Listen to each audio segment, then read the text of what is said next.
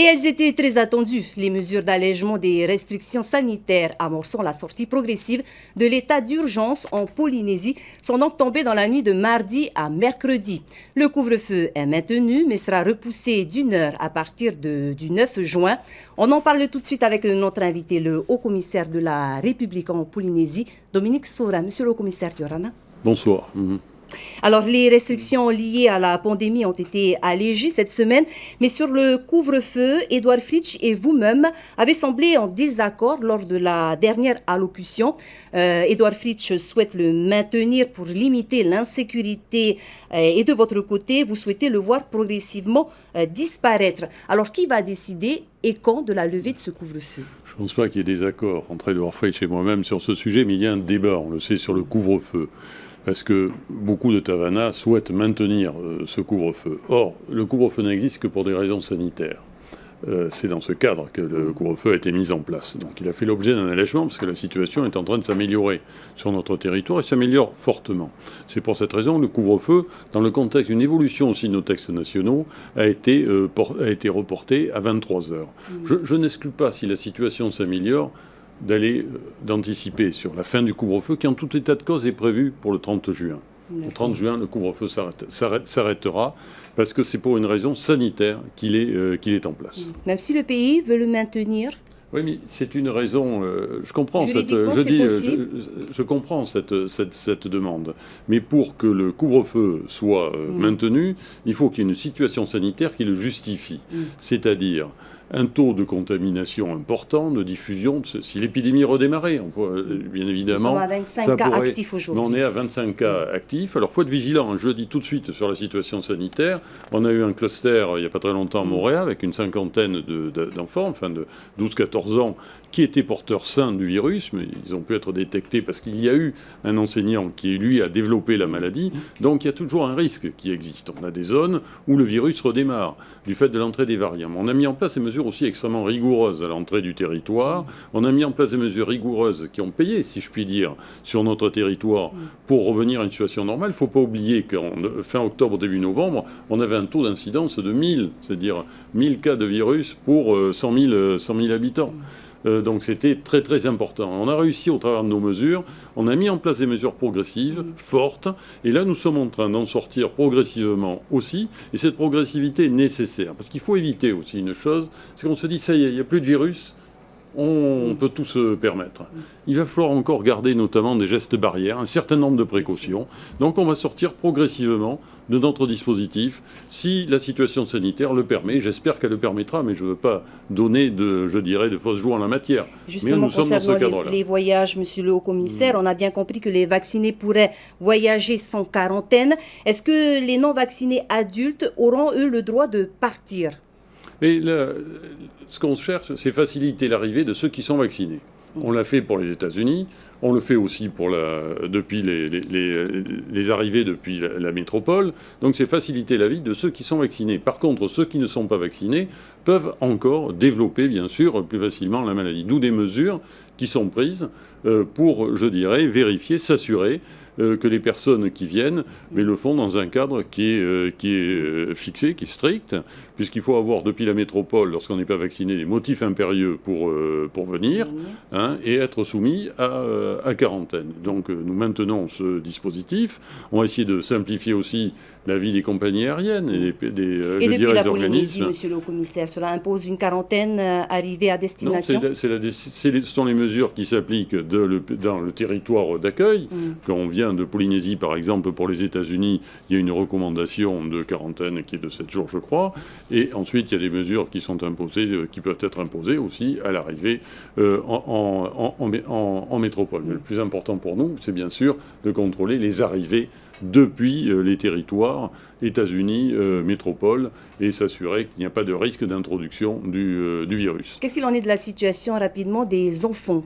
Alors les enfants, c'est un sujet qui doit être, il y avait 2 sujets d'ailleurs qui doivent être précisés, c'est la situation des enfants. Alors il y a eu un changement aussi, parce que la situation évolue très vite aussi. En métropole, les enfants, les jeunes de 12 à 16 ans pourront être vaccinés. Donc la question se pose maintenant pour ceux qui ne sont pas vaccinés, il faudra qu'ils soient soumis à quarantaine. Il y a cette possibilité. Ensuite, entre 6, parce qu'en dessous de 6 ans, les mesures ne s'appliquent pas pour les très jeunes enfants, entre 6 et 12 ans, ils seront, la question est de savoir quel est le régime qui leur sera applicable. Et ça, c'est en cours de détermination, comme la situation également des personnes qui ont eu le Covid et qui ne sont pas vaccinées. Donc il s'agit de savoir comment ces personnes seront traitées. C'est en cours de définition, ça on le saura pour le début de la semaine prochaine, où il y aura encore toute une série de mesures qui seront publiées. Merci, Monsieur le Commissaire, pour ces premiers éléments de réponse. Dans un tout autre domaine, le grand sujet des semaines à venir, c'est bien sûr le nucléaire. La table ronde était envisagée autour du 20 juin à Paris, mais l'Élysée n'a pas encore annoncé de date officielle. Pourquoi l'État tarde-t-il autant ? Mais il y a une question d'emploi du temps du président de la République aussi, qui en ce moment dirige notre pays et il y a une actualité qui est quand même très forte, actualité nationale et internationale. Cette table ronde devra avoir lieu dans les derniers jours de juin, les tout premiers jours de juillet. Ce qu'on peut dire aujourd'hui. Donc ça sera confirmé, je pense, très rapidement. Bien avant l'arrivée du président oui, le président de la République, ça est toujours annoncé pour la fin du mois de juillet, donc nous sommes dans dans ce chemin maintenant, avec des éléments très importants, parce que le président de la République s'exprimera à l'occasion de la table ronde sur les sujets nucléaires, et ensuite vient ici en Polynésie, où il aura l'occasion aussi d'aborder plusieurs sujets. Oui. Justement, concernant ces sujets du nucléaire avec le président de la République, Édouard Fritch assure que c'est le pays qui choisit les participants, mais qui oriente les discussions. Est-ce le pays ou l'État qui sera à la manœuvre et sur quel thème précisément ? Mais le pays constitue sa délégation, ça c'est Édouard Fritch qui l'a annoncé. Je rappelle qu'Édouard Fritch avec le président de la République se sont mis d'accord sur cette table ronde. Donc Édouard Fritch a la pleine, maîtrise de cette constitution de délégation. Et ensuite, il y aura des échanges entre l'État et le pays sur ce sujet. C'est tout l'objectif, c'est d'arriver à discuter des principaux sujets ayant trait, alors qu'on a déjà esquissé, lorsque Sébastien Lecornu est venu, il y a déjà eu une réunion, c'était plus une réunion de méthode, il ne s'agissait pas d'avancer sur le fond. Mais qui détermine les thèmes alors ? Ah mais ça, c'est le pays va proposer, la délégation va proposer un certain nombre de sujets et qui seront abordés. L'objectif, il n'y a pas de tabou en la matière. Il faut, essayer d'aller le plus loin possible sur ce sujet, parce que les Polynésiens ont besoin de réponses sur un certain nombre de questions qui ont déjà... Il y en a certaines, c'est quelles ont été les conséquences exactes des essais nucléaires sur le territoire, quelles retombées radioactives, quels effets dans la durée. Ça, c'est des sujets très importants qui ont donné lieu parfois à polémique. Donc il faut qu'il y ait des réponses claires. Ça doit être l'occasion, de refaire un point sur ce sujet. C'est la question de la constitution des dossiers d'indemnisation, par exemple. C'est les accès aux archives.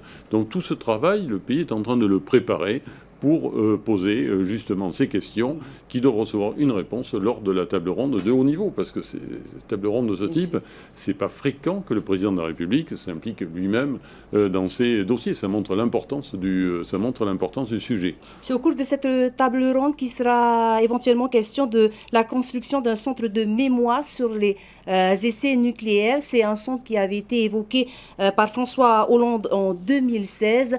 Aujourd'hui, on n'a toujours pas ce centre en Polynésie. Le principe est affirmé du centre de mémoire, parce que l'État a cédé le terrain gratuitement au pays, dans le centre bord de mer de Papeete. Et il y a des travaux qui avaient été, pour savoir quel serait le contenu. Et ça, c'est le pays qui est maître d'ouvrage en la matière, mais ces travaux n'ont pas été facilités, il faut bien le dire, par la crise sanitaire, qui nous a fait prendre du retard sur cette question. Mais le centre de mémoire est plus que jamais d'actualité, parce que ça doit être un moyen, justement, parce que la table ronde, c'est un moment important, mais il faut se situer dans la durée. C'est un sujet qui devra connaître des développements, des explications sur le terrain, et le centre de mémoire est un moyen, justement, de faire savoir ce qui s'est passé, d'apporter, de recueillir des témoignages, de donner des explications. Mais ça, c'est pas l'État qui va en déterminer le contenu. Alors, monsieur le commissaire, vous revenez d'une tournée dans les îles, vous vous êtes rendu à Touréa. Sébastien Lecornu, le ministre des Outre-mer, lui, lors de sa mission, s'est rendu à Mururoa. Ce sont des atolls qui seront au programme de la mission du chef de l'État. je ne pense pas que le président de la République ait le temps d'aller dans ces atolls. Moi, j'avais prévu déjà de longue date d'aller dans ces îles. Je n'avais pas pu le faire pour des raisons de crise sanitaire aussi. Parce que je tenais à rencontrer les habitants de ces îles qui ont été touchés par un certain nombre d'essais nucléaires, notamment au moment des tirs aériens. Et je tenais à avoir ce contact direct pour savoir quelle était leur perception, je dirais leur vécu, leur ressentiment et leur attente vis-à-vis de l'État. Et c'est important, parce que j'ai eu des discussions très franches, très ouvertes. Je n'y allais pas pour dire, voilà, c'est ça qui s'est passé. Non, c'était savoir connaître quelles étaient leurs interrogations. J'ai eu des contacts avec des gens qui ont parlé très très spontanément, très très librement de ces questions, des habitants, pas forcément engagés. Il y avait des représentants d'associations, bien sûr, des élus, mais aussi il y a des habitants qui ont parlé aussi de leurs problèmes, de ce qu'ils rencontraient, des difficultés qu'ils rencontraient. Je pense pour les dossiers d'indemnisation, par exemple. Ils voulaient savoir exactement aussi ce qui s'était passé, quelles avaient été les retombées sur leur territoire. Voilà, c'est des choses très très précises. C'est important de sentir de sentir cela. Et sur le développement économique dans les atolls, quelles ont été leurs demandes? Qu'est-ce que l'État peut leur apporter? Je fais régulièrement des tournées dans les différents archipels pour parler des projets économiques. Alors on en a des projets, économiques et des projets d'équipement aussi, d'ailleurs, en liaison avec le pays. J'ai fait des tournées avec Edouard Fritsch, d'ailleurs, aussi récemment dans les Tuamotu. Et il y a de fortes attentes vis-à-vis de nous pour qu'ils puissent s'équiper. Alors, l'État est déjà présent, aide déjà beaucoup de projets. L'État aide les communes en dotation de fonctionnement, aide des équipements. J'ai regardé, par exemple, sur Gambier, la commune de Gambier, l'État, depuis 2014, a à peu près apporté 1 milliard de francs d'aide sur un certain nombre de projets d'infrastructures. Donc c'est important et on va continuer à aider parce qu'on a signé avec le pays un certain nombre de conventions qui vont nous permettre d'aller encore plus loin, je dirais, dans le soutien aux communes. Ça, c'est très important. Merci beaucoup, monsieur le haut-commissaire, d'avoir répondu à nos questions ce soir. Maruru. Merci. Bonne soirée. À vous aussi, Maruru.